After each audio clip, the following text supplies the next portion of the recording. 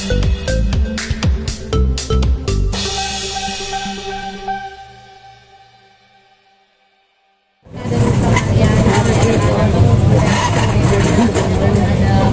iya, soalnya kita gue ada MSC.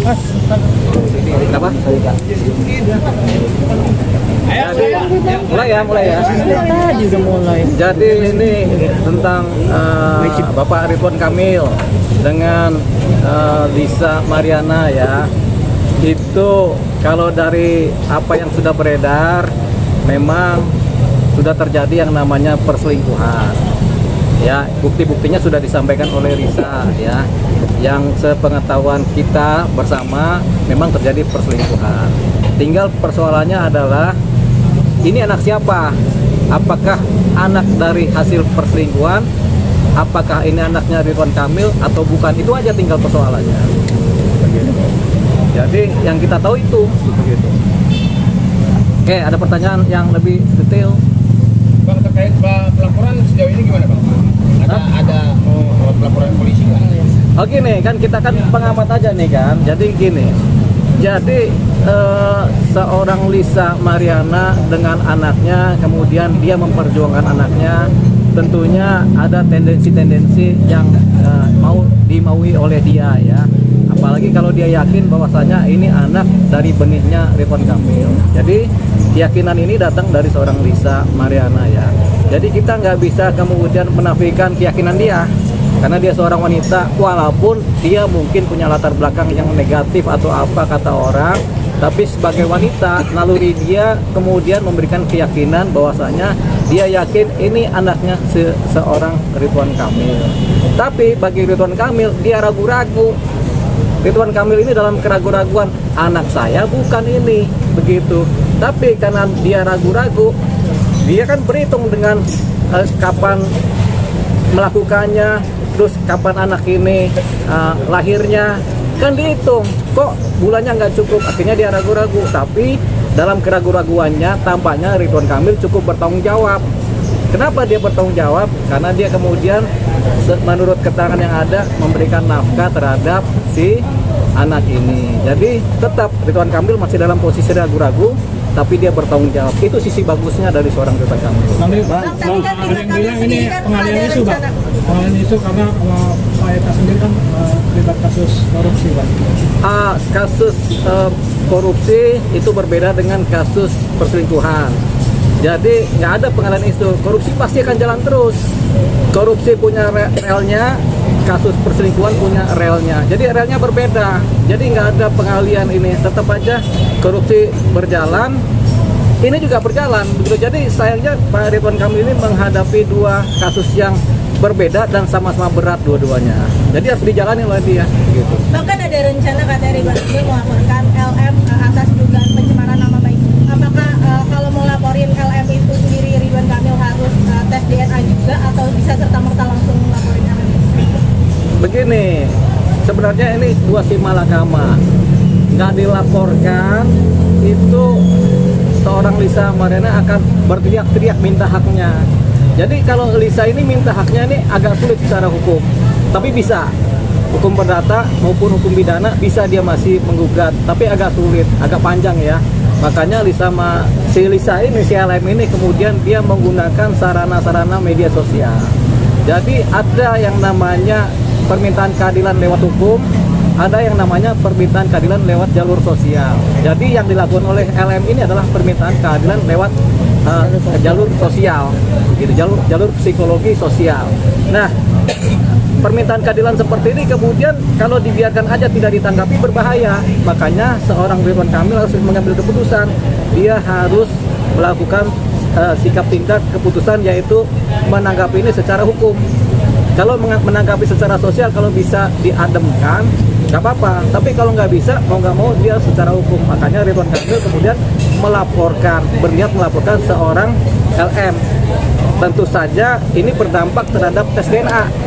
Ketika laporan polisi itu sampai dibikin oleh seorang Ridwan Kamil, tentunya harus dibuktikan. Kan laporannya pencemaran nama baik lewat undang-undang ITE. Karena laporan itu tentunya harus dibuktikan. Benar nggak ini terjadi pencemaran nama baik, atau apakah ini sesuai fakta apa tidak? Nah, untuk mendapatkan fakta tentunya salah satu cara pembuktiannya adalah dengan cara melakukan konfrontir yang pertama. Yang kedua, mencari saksi-saksi. Yang ketiga, baru tes DNA. Jadi ketika laporannya adalah pencemaran nama baik, otomatis ujungnya adalah pembuktian lewat tes DNA. Otomatis wajib tes DNA itu polisi melakukan tes DNA terhadap anaknya. Kalau tidak terbukti ini anak Ridwan Kamil, terjadilah dugaan pencemaran nama baik. Tapi kalau terbukti pencemaran nama baiknya hilang. Begitu. Dari segi hukum apa sih yang harus dilakukan, upaya apa yang harus dilakukan Bu Atalia sebagai istri sah? Bu Atalia, kalau bicara hukum saja, ini tapi kan ini nggak bisa hukum saja, kan harus ada persoalan kekerabatan keluarga, keluarga inti, keluarga besar, kemudian persoalan sosial, persoalan psikologis hubungan antar dia sebagai istri dan si Ridwan Kamil sebagai suami kan. Jadi kalau dia hukumnya saja, ya tentunya laporannya perzinahan. Tapi laporan perzinahan ini kan sudah lama. Ujung-ujungnya juga selain laporan perzinahan, laporan lagi pencemaran nama baik karena Atalia bergabung dengan Ridwan Kamil sebagai satu keluarga. Jadi tercemarkan kan. Jadi ujung-ujungnya ke situ juga. Kalau perzinahan, ini persoalan udah lama, udah 4 tahun yang lalu ya. Jadi karena sudah 4 tahun yang lalu, susah mencari bukti perzinahan. Tapi faktanya ada, yaitu saksinya menyatakan sendiri, kami berzina kan begitu kan. Saya dengan Ridwan Kamil, kata si LF. Nah, itu salah satu buktinya, tapi itu agak susah ya. Karena perzinahan itu harus dibuktikan hubungannya bagaimana, di kamarnya bagaimana, begitu. Nah, lebih masuk juga kalau dilaporkan oleh seorang istrinya Ridwan Kamil, tentunya laporannya adalah laporan pencemaran nama baik juga, kembali ke situ ujungnya. Nah, kalau ke laporan hukum seperti ini, kembali lagi ujungnya harus ada tes DNA. Begitu. Bang, ini juga merugikan dari pihak LM sendiri nggak sih? Artinya kan tidak ada pernikahan di antara kedua belah pihak. LM rugi nggak rugi itu relatif. Kalau kepentingannya sosial atau kepentingan ekonomi atau kepentingan hukum itu relatif ya. Jadi kalau dia sendiri meledakkan ini dalam posisi minta keadilan secara sosial, itu artinya si LM ini merasa tidak rugi. Jadi dengan begini dia sebenarnya merasa untung. Tapi Bang, yang namanya perselingkuhan itu artinya kan tidak dibenarkan oleh berbagai macam pihak ya. Gitu loh. Artinya dengan hal seperti ini, seandainya dari LM sendiri menang, apakah perempuan-perempuan yang di sana yang memang istri saya itu tidak akan berontak gitu loh dengan artinya mereka kan pasti ada rasa kekhawatiran suaminya berselingkuh gitu loh. Oh iya, sebenarnya hal seperti ini tabu untuk dibicarakan ya. Tapi ini kan teriakan-teriakan dari wanita ya. Jadi yang tabu ini kemudian kalau kita sampaikan di sini juga tabu juga sebenarnya ya. Jadi banyak wanita, banyak istri kemudian yang mengalami seperti ini, hal seperti ini. Tapi kemudian ada yang bisa menerima, ada yang bisa mentoleransi, ada yang bisa memaafkan, ada yang tidak. Kalau tidak bisa memaafkan tentunya ujungnya perceraian. Tapi kalau bisa memaafkan tentu hubungannya langgeng. Tapi hubungan langgeng ini hubungan yang sifatnya tidak seperti dulu gitu. Karena setiap ada pengkhianatan timbul rasa sakit. Kadang wanita ini sakitnya lama. Kalau laki-laki lebih gila lagi. Nggak cuma sakit dia langsung diceraiin kalau ada yang begini-begini gitu. Makanya Bang, kalau untuk tes DNA Bang, ya. Siapa yang lebih berkompetensi sebetulnya? Apakah dua belah pihak atau salah satu pihak? kalau tes DNA, kalau pakai ilmu hukum tes DNA ya, tes DNA itu harus dilaksanakan oleh 3 pihak, anaknya, bapaknya, ibunya secara berbarengan. Harus diketahui dan ada saksi bahwasanya darahnya diambil atau apa yang diambil itu harus ada saksi, dokter atau bidan atau perawat. Dia tahu nih yang ngambil ini darahnya si bapak, ini darahnya si ibu, ini darah si anak. Sementara kan tes DNA kan lewat darah dulu kan. Jadi itu harus diambil tuh masing-masing, kemudian dicek secara tes DNA ya. Okay. Nah kemudian kalau sudah itu terjadi bahwasanya benar ini darahnya bapak, darah ibu, darah anak. Dari darah anak ini kelihatan, ini darah bapaknya DNA-nya apa, darah ibu DNA apa, darah anak DNA apa. Kalau kemudian ada DNA bapak nyampur di anak ini atau DNA ibu juga nyampur, berarti ini dianggap sebagai anak kandung. Anak biologis. Anak biologis, kandung Bang, biologis. Kalau Ibu Cinta artinya, sendiri, Bang, benar, artinya Bang, siapa yang harus dahulu mengajukan, apakah pihak RK atau LS? Begini, biasanya yang minta pengakuan anak kan ibu. Ibu minta ini anaknya si bapak. Kenapa? Karena ibu ini yakin, ibu ini berhubungan dengan bapak ini aja dalam satu waktu. Jadi dia yakin ini bapaknya ini, gitu. Jadi akhirnya biasanya minta adalah ibu minta supaya bapaknya mengakui anaknya, gitu. Biasanya begitu. Wanita yang akan minta itu biasanya pada umumnya. Tapi ada juga laki-laki yang minta duluan. Ini benarkah anak saya? Kata laki-lakinya kan, coba tes DNA gitu. Tapi ini jarang sekali terjadi ya, karena ini sifatnya begitu privasi kalau tes DNA. Tapi kalau wanita ini punya anak, dia merasa kan bikinnya berdua. Kenapa kok saya yang harus ngurus ini? Walaupun dalam hukum agama memang ini kewajiban dari ibu kalau di luar pernikahan, tapi kemudian secara sosial, psikologis kan bikinnya berdua. Yang laki juga bertanggung jawab, makanya biasanya wanita akan mengejar Anda kok yang melakukan, jadi Anda yang bertanggung jawab begitu. Jadi kita minta pertanggungjawaban Anda. Gimana caranya? Ya harus ada pengakuan dari Anda. Jadi salah satu posisi anak ini diakuin, anak luar kalau diakuin oleh bapaknya adalah pengakuan sukarela atau pengakuan yang diakibatkan oleh adanya proses hukum. Dan buat Alia sendiri akan bisa melaporkan atau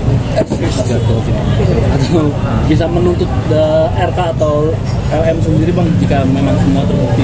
Ya bisa. Jadi buat Alia bisa melakukan tuntutan terhadap RK maupun si LM ya. Bisa. Mereka juga dua-duanya bisa dipidanakan. Tapi selalu ada risiko. Risiko itu adalah hancurnya rumah tangganya Ridwan Kamil dan Natalia. Kenapa hancur? Karena ketika Ridwan Kamil misalnya kemudian dipenjara oleh laporan-laporan yang ada, ya akhirnya hubungan mereka pecah dan pisah, perceraian terjadi. Bang, saran abang buat RK sendiri apa dan buat LM sendiri gimana?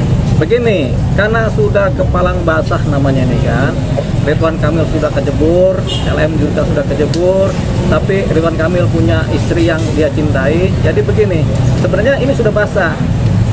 Bagusnya sebenarnya zaman dulu itu Ridwan Kamil dan istrinya mungkin tidak perlu mengadakan pencitraan begitu romantisnya di dalam hubungan-hubungan dia disampaikan keluar. Jadi karena ini citranya begitu romantis, kemudian ada kejadian ini, terjadi diskrepansi.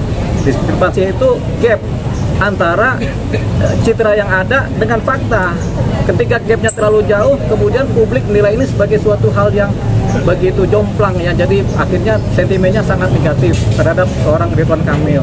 Akhirnya apa? Ridwan Kamil dengan segala jabatan yang dia dulu pernah punya, dengan segala karir yang dulu dia punya, itu hancur berantakan.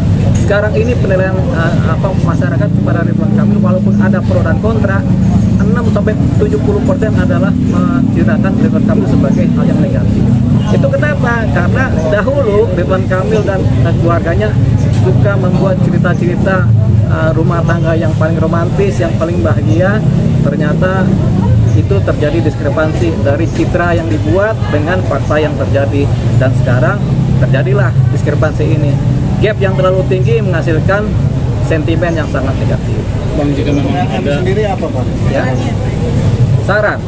Saran buat seorang Ridwan Kamil tadi kan, karena sudah kepalang tanggung, ya sudah jalankan aja tes DNA.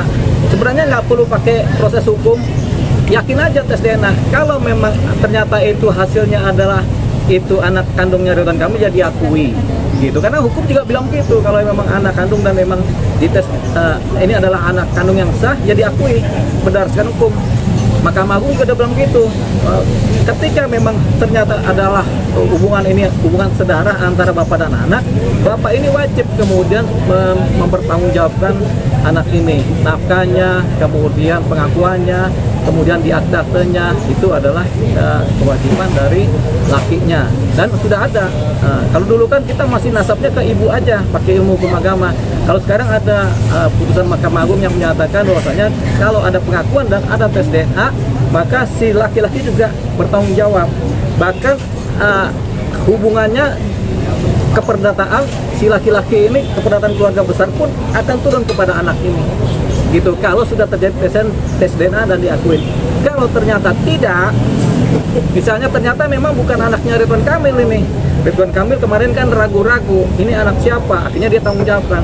Nah, Ridwan Kamil kemudian bisa juga melaporkan si LM ini karena pencemaran nama baik terhadap dirinya dan keluarganya, khususnya mengenai status anak. Tapi mengenai perselingkuhannya itu sudah terjadi dan itu faktual sehingga nggak bisa dianggap pencemaran nama baik. Nah, tinggal nanti kalaupun ini dipersidangkan ketika ini bukan anak kandungnya Ridwan Kamil setelah tes DNA dan kemudian Ridwan Kamil melaporkan pencemaran nama baik dan si LM kemudian harus disidangkan, harus dibuktikan lagi di pengadilan. Karena apa? LM berbicara berdasarkan keyakinannya karena ada fakta-fakta yang terjadi terdahulu, ya. LM berdasarkan keyakinannya. Ketika dia disidang nanti, ini akan dibuktikan lagi oleh hakim apakah dia bersalah secara sengaja atau tidak. Jadi LM tetap punya potensi lepas dari hukuman. Kenapa? Karena ada fakta-fakta yang faktual terjadi pada waktu terdahulu, ya, sehingga dia kemudian yakin kalau misalnya ini si anak ini adalah anaknya Ridwan Kamil, begitu. Tapi ternyata tidak. Ya udah, ini berproses di pengadilan. Bang, seandainya memang benar itu kan tidak ada pernikahan, artinya tetap bisa diakuin itu sebagai anak kan? Iya, kalau sudah tes DNA dan memang itu adalah darahnya. Meskipun tidak ada pernikahan. Walaupun meski tidak ada pernikahan, putusan Mahkamah Agung itu sudah menyatakan bahwasanya hubungan keperdataannya kemudian terjadilah, yaitu hubungan keperdataan antara ayah dan anak. Artinya apa? Warisan-warisan dari ayah ini juga jatuh ke anak ini, walaupun tidak dalam pernikahan. Oh gitu. Seperti itu sekarang. Artinya ada hubungan biologis Bang? Ya. Ada hubungan biologis ya artinya. Kalau biologis sudah pasti kan sudah tes DNA kan, tinggal hubungan keperdataan. Hubungan keperdataan ini warisan, nama keturunan, bahkan nama nasabnya bisa si anak ini punya. Artinya haknya sama dengan anak sekarang sama. Kalau dulu nggak sama, dulu harus ibu. Kalau sekarang asal ada tes DNA dan memang anak biologis positif ini anak kandung, haknya sama. Kalau dari kacamata Bang Sri melihat kasus ini ya, motivasi dari Lisa sendiri ini apa Bang melihatnya? Pertama, motivasi psikologis ya. Motivasi psikologis, yaitu dia pengen supaya anak ini ada bapaknya yang benarnya siapa. Itu dulu, kita anggap itu berbaik sangka. Yang kedua, motivasi ekonomi. Saya kan ini anaknya kan buat bareng-bareng sama bapak ini. Tentunya bapak ini juga tanggung jawab juga buat nafkah anak ini, buat masa depannya. Apalagi di awal-awal sudah ada janji-janji untuk membesarkan anak ini sampai kuliah. Kan ada itu kan, sampai anak ini dewasa kan itu kan. Itu sekarang itu motifnya itu. Jadi motif pertama adalah motif pengakuan secara psikologis, motif kedua adalah secara ekonomi anak ini, kemudian bukan kepada ibunya ya, tapi kepada anak ini supaya anak ini besarnya itu jadi orang. Gitu. Tanggung jawab lah ya dari Tanggung bapak. jawab. Oke.